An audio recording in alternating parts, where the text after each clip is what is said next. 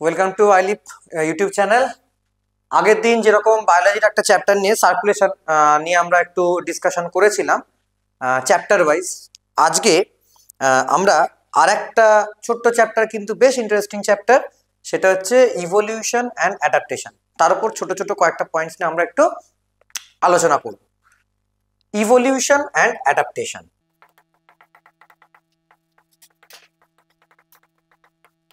মাধ্যমিক স্ট্যান্ডার্ড থেকে আমরা দেখে আসছি ইভলিউশন অ্যান্ড অ্যাডাপ্টেশন, অর্থাৎ বিবর্তন, অভিযোজন ইত্যাদি ইত্যাদি। প্রথমে একটা ছোট্ট জিনিস একটু বলে রাখি, অ্যাডাপ্টেশনটা কি জিনিস আর ইভলিউশনটা কি জিনিস।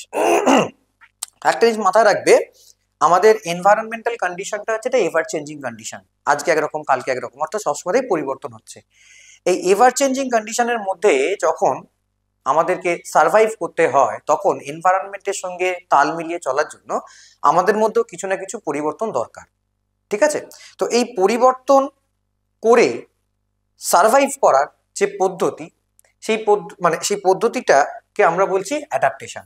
অর্থাৎ একটা পরিবর্তনশীল পরিবেশের সঙ্গে মানিয়ে টিকে থাকার জন্য আমাদের মধ্যে ছোট ছোট যে পরিবর্তনগুলো হচ্ছে, সেই পরিবর্তনগুলোকে আমরা বলছি অ্যাডাপ্টেশন বা অভিযোজন। আবার এই দীর্ঘদিন ধরে এই ছোট ছোট ছোট ছোট পরিবর্তনগুলো একত্রিত হয়ে যখন একটা বড় পরিবর্তন নিয়ে আসে, তখন সেটাকে আমরা বলছি ইভলিউশন। ওকে, অর্থাৎ একটা কথা আমাদের সবসময় মাথায় রাখতে হবে যে অ্যাডাপ্টেশন এমন একটা পদ্ধতি, যে পদ্ধতিটা চলছে বলেই কিন্তু পরবর্তীকালে জীবগুলোতে বিবর্তন বা ইভলিউশন দেখতে পাওয়া যাচ্ছে।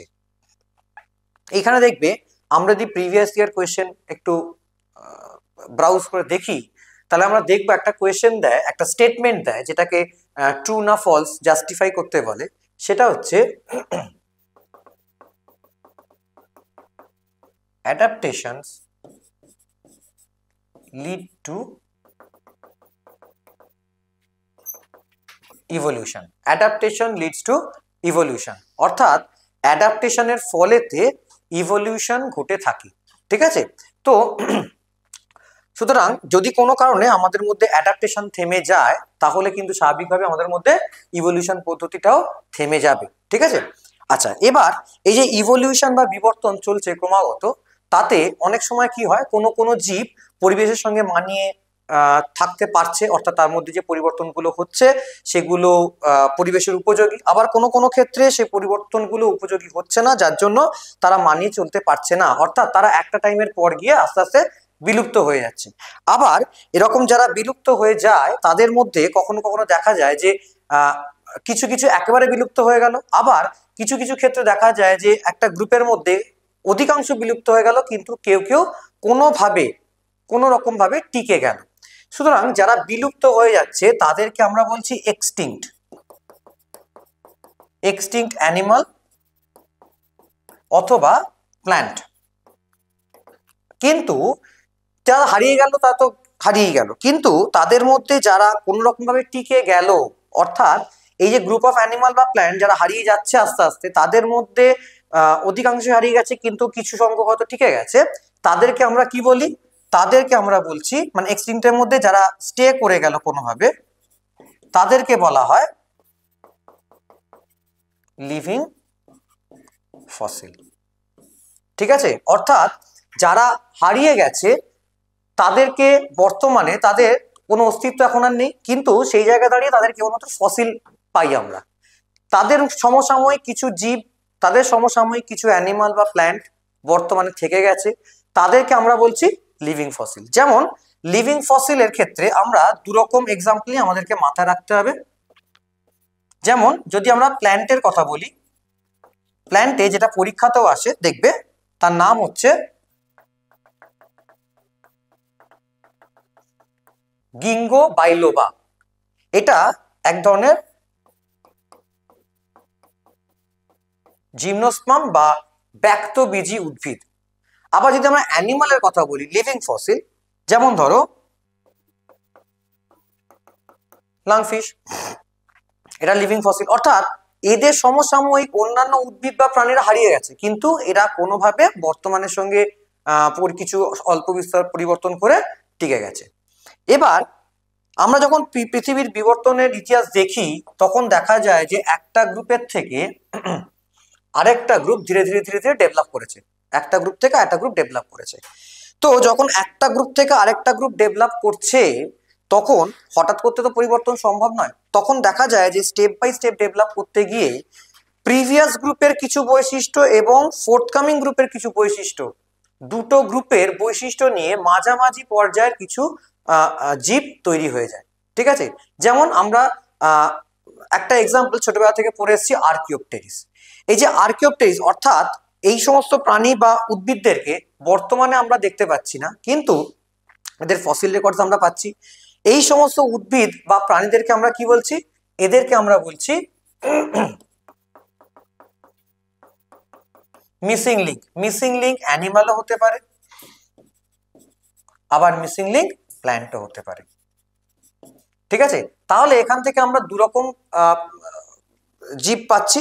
একটা পাচ্ছি কি না, লিভিং ফসিল, অর্থাৎ তাদের সমসাময়িক যারা আছে তারা বিলুপ্ত হয়ে গেছে কিন্তু তারা কোনোভাবে টিকে রয়ে গেছে, তাদেরকে আমরা বলছি লিভিং ফসিল।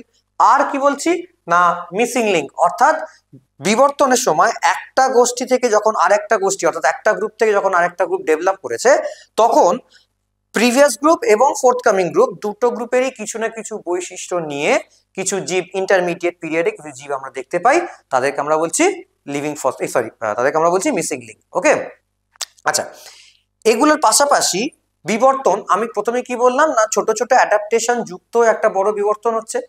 তো এই যে ছোট ছোট অ্যাডাপটিভ ফিচার্স অর্থাৎ অ্যাডাপ্টেশন, অর্থাৎ যেগুলোর মাধ্যমে আমরা পরিবেশের সঙ্গে নিজেদেরকে মানিয়ে নিচ্ছি, এই মানিয়ে নেওয়ার যে বৈশিষ্ট্যগুলো, এই বৈশিষ্ট্যগুলো কিরকম? যেমন ধরো, এই মানিয়ে নিতে গিয়ে আমাদের মধ্যে কিছু বৈশিষ্ট্যর অবলুপ্তি ঘটে, কিছু বৈশিষ্ট্য আমাদের মধ্যে ইনঅ্যাক্টিভ হয়ে যায়, ডিঅ্যাক্টিভেটেড হয়ে যায়, আর কিছু বৈশিষ্ট্য আবার অতিরিক্ত অ্যাক্টিভেটেডও হয়ে যায়, অতিরিক্ত সক্রিয় হয়ে যায়।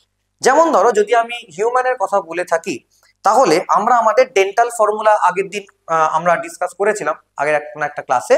আমাদের যদি আমরা ডেন্টাল ফর্মুলা বলি,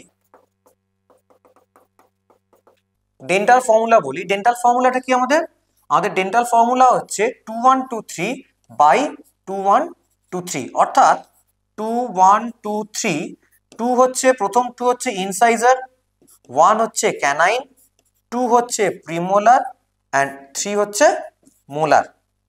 ঠিক আছে, অর্থাৎ আমাদের মুখেতে এরকম আমরা 4 রকমের দাঁত দেখতে পাচ্ছি। এর মধ্যে প্রথমে আমি বলবো এই যে 1 ক্যানাইন, এই ক্যানাইনটা কিন্তু পার্শিয়ালি ইনঅ্যাক্টিভ। কেন? যখন আমাদের ফুড হ্যাবিটে, যখন আমরা কাঁচা মাংস খাচ্ছি বা আনপ্রসেসড ফুড খাচ্ছি তখন আমাদের ক্যানাইন্স গুলো কিন্তু বড় ছিল, যেমন আজকে আমরা কুকুর, বেড়াল, বাঘ, সিংহের মধ্যে দেখতে পাই, সেরকম ক্যানাইন্স তখন আমাদের বড় ছিল। কিন্তু পরবর্তীকালে যখন আমরা আগুনের ব্যবহার শিখেছি, খাবার দাবার প্রসেস করে খাওয়া শিখেছি, ফুড হ্যাবিট আমাদের চেঞ্জ হয়েছে, তখন ক্যানাইনের ব্যবহার যখন কমে গেছে তখন কিন্তু এটা আস্তে আস্তে আস্তে আস্তে আমাদের ছোট হয়ে গেছে এবং পার্শিয়ালি ইনঅ্যাক্টিভ হয়ে গেছে। নাম্বার 1। নাম্বার 2, এখানে আমরা বলেছি 3 নাম্বার 3টে আছে আমাদের মোলার, অর্থাৎ আমাদের টোটাল অ্যাকচুয়ালি মুখের মধ্যে আমাদের মোলারের সংখ্যা হচ্ছে 12টা। এই 12টার মধ্যে যেটা থার্ড মোলার, যেটাকে কমনলি আমরা উইজডম টিথ বলে থাকি, সেই উইজডম টিথটা কিন্তু আর একটা নিষ্ক্রিয় দাঁত, অর্থাৎ নিষ্ক্রিয় দাঁত মানে যেটাকে আমরা বলি ভেস্টিজিয়াল টিথ। ঠিক আছে, তার মানে আমাদের দাঁতের ক্ষেত্রেও according to our food habit এখানেও কিন্তু নিষ্ক্রিয় দাঁত বা ভেস্টিজিয়াল অর্গান বা ভেস্টিজিয়াল টিথ বেরিয়েছে।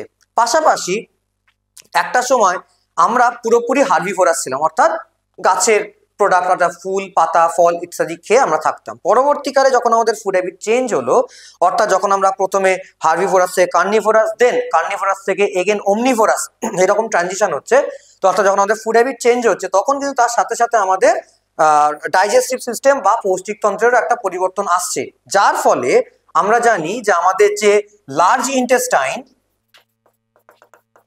অর্থাৎ বৃহদন্ত, সেখানে লার্জ ইন্টেস্টাইনের একদম শুরুতে আমরা একটা ছোট্ট অংশ দেখতে পাই, দ্যাট ইজ কল্ড অ্যাপেন্ডিক্স। ঠিক আছে, এই অ্যাপেন্ডিক্সটাও কিন্তু তখন অ্যাক্টিভেটেড থাকলেও এখন আস্তে আস্তে ফুড হ্যাবিট পরিবর্তনের জন্য আস্তে আস্তে নিষ্ক্রিয় হয়ে গেছে। ঠিক আছে, সুতরাং এটাও আমাদের দেহের একটা নিষ্ক্রিয় অঙ্গ।